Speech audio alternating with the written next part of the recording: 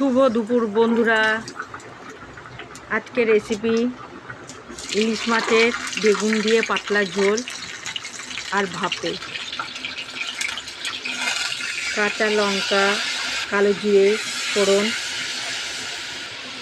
জিরে গুঁড়ো, লঙ্কা গুঁড়ো, হলুদ গুঁড়ো, নুন দিয়ে মশলাটা বানিয়ে নিয়ে তেলে ছেড়ে দিলাম। তারপরে মশলাটা কষা হয়ে গেল জল দিয়ে।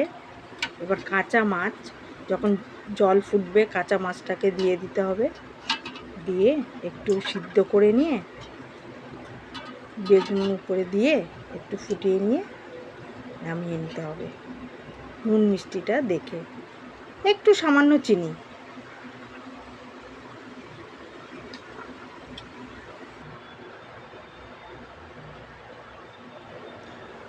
একদিকে ভাপা ইলিশ, কালো সর্ষে, সাদা সর্ষে, দুটো লঙ্কা, একটু হলুদ, পোস্ত দিয়ে ভালো করে বেটে নিয়ে মাছের গায়ে একটু নুন, একটু হলুদ মাখিয়ে নিয়ে ওই পেস্টের মধ্যে মাছটাকে ভালো করে মাখিয়ে নিয়ে তারপরে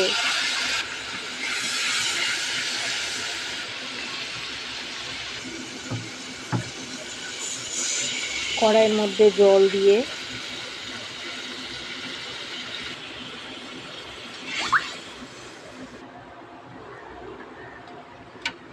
কড়াইয়ের মধ্যে জল দিলে জলটা গরম হয়ে গেলে, জলটা যখন ফুটবে তখন টিফিন বক্সটা দিয়ে ভালো করে জল ফুটবে 15 মিনিট সিদ্ধ করে নিয়ে ভাপা ইলিশটা